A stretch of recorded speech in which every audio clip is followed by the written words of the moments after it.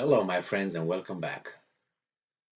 Lately, I've been posting some videos on how the Arab states or the Middle Eastern countries are trying, in my assessment, to get together and try to mend fences after so many years of, opposition and discourse and hatred and all that. And I mentioned, Saudi Arabia is prime inviting the president there, and then Iran is mending fences with Saudi Arabia, and United Emirates, Arab Emirates are doing the same thing, and even what's his name, Sadat, Sadat is mending fences, is invited in the Middle East here and there. So it seems like the Arab countries are trying to solve things among themselves, the region. We have over there another player, another country that is very important, and there is the Jewish state, Israel. You can, it's over there, and it's not. It seems like it's not looking favorably to the what's going on around it, and it's trying to do something about it instead of joining the friendship if they can. They are trying to do, in my assessment, and do what they did on two occasions before this, and that is create panic and get involved the world community with the guy who usually picks up the burning potato from the fire, which is United States. So then usually they come up with a intelligence report and saying that someone in the Middle East is about to have a nuclear weapon, or has weapons of mass destruction. So throws the ball, and then the United States grabs it in its mouth like a dog, and then solves the problem for this. Um, that's how things have been in various situations. Last time when they tried this with Iran, which this article is going to be about, it didn't work out. Actually, the last two times when they tried, it didn't work out. There were problems that Iran is about to have a nuclear weapon and capabilities and all that, and it was under the former very, very, very, very intelligent and very good guy, very well prepared president of Iran, Mahmoud Ahmadinejad. I know his name. I watched him with so much pleasure. I watched his interviews, how he dealt with pieces of American reporters asking him such rude questions and so biased. But he was smart, calm, and he beat them with this. I don't care. He's smart. He's smart. He kept his cool, and he used the right words. I suggest you watch him. His answering these rude reporters. They would not dare to ask that uh, uh, an Israeli prime minister or I don't know French or a British prime minister. This kind of questions, how they're formulated, that's outrageous. But they did not treat that president with respect whatsoever. Well, that shows who they are. So this article is from Fox News, from Ron Blitzer. So Ron, probably, I don't know, from Ron, when they Ron with Ronn, Blitzer, it's good enough. Tuesday, May 17, 2022. This is the title, a scare tactic. Iran weeks away from acquiring materials for first nuclear weapon, Israeli defense minister says. I heard this title some years back on two occasions, on two periods of time, not two occasions, two periods apart from one another, when they say the same thing, weeks away from acquiring materials for its nuclear weapon. I heard it. I'm not an expert about plutonium and all whatever needs to be, uh, uh, uranium and other to be enriched to whatever level of uranium, I think it's in this case. Uh, I am not an expert. I watched a few lectures regarding this. They were talking about these scare tactics, how easy or how hard it is to jump from, let's say, 20% increase to 60% or to 90% level enrichment to be able to build a nuclear weapon capable of building one. And the conversation was, it's almost, you need other facilities, you need so many other things that Iranians don't have it.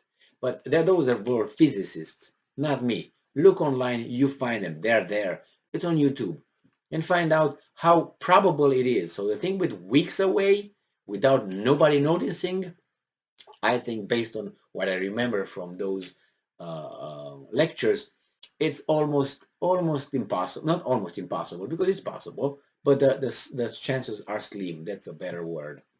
So it says here that while the US and Iran have so far failed to agree on terms for a new nuclear agreement, Israeli Defense Minister Gantz warned that Islamic nation is just weeks away from having the necessary materials for a nuclear weapon.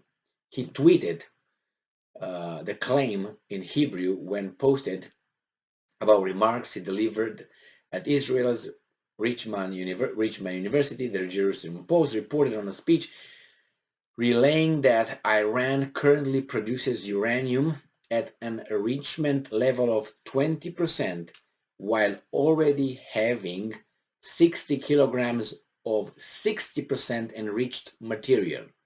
Uranium enriched at a 90% level is needed for a weapon. Now, if I read this as a ignorant guy that I am regarding these numbers, percentages, and quantities and names, I'm like, oh my God, from 60 to 90, what is 30%? That could be weeks, because I don't know how long, how easy it is to get, or how hard to get it, how long it would take, what kind of materials you need, what kind of centrifuges you need to create that, and who provides that, and who has it. I don't know all those things, and neither this beautiful article inform me about, because their goal is not for me to learn, is to get scared. It's not for me to get smarter about it and learn, okay, what's going on actually. No. He says Iran continues to accumulate irreversible knowledge. Irreversible knowledge. What do you mean? How can you reverse knowledge? By hitting him in the head and getting him crazy so he forgets or something? And experience in the development, research, production, and operation of advanced centrifuges. Okay, that's a general thing. Like I say, that the moon is turning around, it's revolving around the Earth sometime, or all the time, but I'm not going to tell you anything about it. Gantz said during his address, stating that Iran is working on 1,000, not 1,001, not 999, 1,000 new advanced centrifuges, including at an underground facility near Natanz. Oh, they already know that. Okay. Minimum. Good if you say that. So Gantz said a multi-dimensional international response is needed to prevent all-out war with Iran. So America, fetch, go. And America is like, okay, I'm on it. Thank you. So today the prices for tackling the Iranian challenge on the global and regional levels are higher than they were a year ago and lower than they will be within a year. Scare tactic. There you go. The defense minister noted that Iran has been making a number of other improvements to their military capabilities. Blah, blah, blah. Okay, a nuclear Iran could pose an existential threat to Israel, and Iran leadership has threatened to destroy the Jewish state. Please read the translation for that. All right. So I'm not going to go further. Just saying that the Iranians are doing so bad that there were some protests, and said the protests began last week when the government slashed food subsidies on eggs, milk, chicken, and cooking oil, leading to price rises of some 300%. Since then, protests have spread to many areas of the country, according to observers, have taken on much more anti-governmental current. And then they chanted death to Khamenei, death to Raisi, referring to an Iranian president, blah, blah, blah. Okay, I got that. So they're doing so bad, but they enrich uranium at a 60 capacity, 60%. There will be 90% in weeks. And America, please do something about it right now, as the Arab states are trying to get to a little consensus, and we don't like that. We don't like that at all. This is like Great Britain with the Euro, not United Europe, with a force in Europe. Look at their at that in the history and see what's going on with that, and why do I make that analogy? Whenever it was a strong power in Europe, that did not sit well politically and militarily and geostrategically with Great Britain, and they started doing like any other country would do, try to level it out.